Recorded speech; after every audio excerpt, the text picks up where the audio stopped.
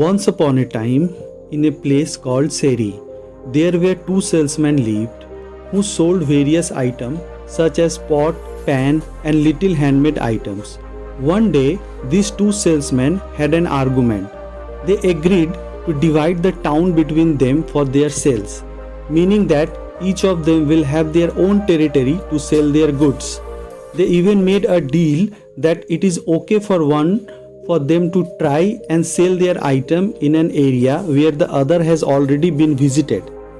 One day, as one of the salesmen was walking down a street in Seri, he encountered a poor little girl who had an eager wish to have a bracelet. The little girl, in her innocence, turned to her grandmother and asked if she could buy her one. However, the old grandmother explained that they were too financially poor to afford such luxurious item. In a hopeful gesture, the little girl told to salesman that they could offer their old black and sooty plate in exchange for the bracelet she desired. This caught the attention of salesman, who after a curious glance at their humble circumstances, decided that it wasn't worth his time to negotiate with them.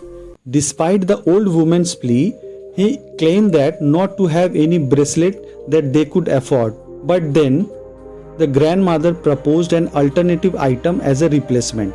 She asked if they could trade their seemingly useless old plate for a bracelet. The salesman accepted the plate, and while examining it, he scratched off some of the black soot covering it. To his astonishment, he discovered that the plate was actually made of pure gold. However, he chose not to tell the reality of the old plate. Instead, decided to deceive these poor people so that he could acquire the valuable plate for a merger value. He told them this plate is practically worthless. It is not even worth a single bracelet. I don't want it. He left thinking that he could return later and get the plate for an even smaller price. Meanwhile, the second salesman passing through the town, he ended up at the salesman's house where the little girl and her grandmother resided. Once again, the little girl pleaded with her grandmother to trade the old plate for a bracelet. This time, the grandmother noticed that this second salesman appeared to more kind and gentle compared to the rough and attitude of the first salesman.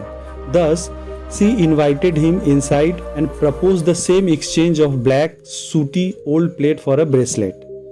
Upon examining the plate, the second salesman discovered that it was pure gold beneath the layer of green. He, however, chose to be honest and forthright.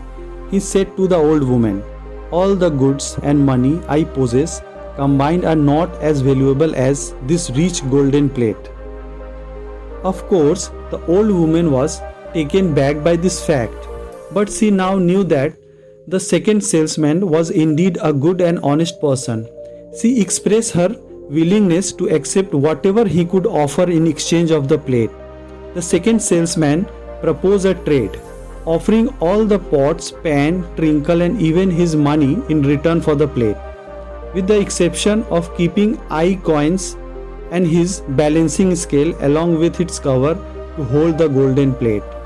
The trade was made, and the second salesman made his way to the river, where he used the 8 coin to pay the ferryman for a ride across. By this time, the greedy first salesman had returned, eagerly anticipating significant profit from his imagined scheme. When he encountered the little girl and her grandmother once again, he changed his tune and offered a few cents for the seemingly worthless black sooty plate. However, the old woman calmly informed him of the trade that she had already made with the honest second salesman and accused him of lying. The greedy salesman was not ashamed of his deceitful action, but he was profoundly saddened as he realized that he had lost a golden plate worth a considerable sum. Despite to recover it, he inquired about the direction in which the honest salesman had gone and left all his belongings at the old woman's doorstep. He rushed down to the river, convinced that he had been swindled. From the riverside, he spotted the honest salesman still on the ferry boat, making his way across. He shouted to the ferryman, pleading him to return back. However, the gold-hearted merchant advised the ferryman to continue to the other side, and that is precisely what the ferryman did.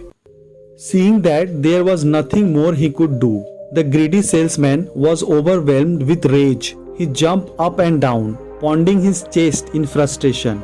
His anger and resentment towards the honest man who had acquired the valuable golden plate were so intense that he could up blood and suffered a heart attack, ultimately died on the spot.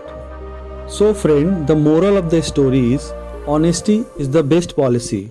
This story serves as a lesson that deceit and dishonesty may lead to one's downfall, while honesty and integrity are virtue that brings about favorable outcomes. Being honest is a big part of building good character. When you are honest, you also develop other good qualities like being kind, disciplined, truthful, and having strong moral values. On the flip side, being dishonest like lying, cheating, not trusting others, stealing, or being greedy goes against the honesty. Honest people are sincere, trustworthy, and loyal throughout their life. Honesty is really important, and it is a habit you should focus on. There is a famous saying by a wise person that goes, honesty is the first step of being wise.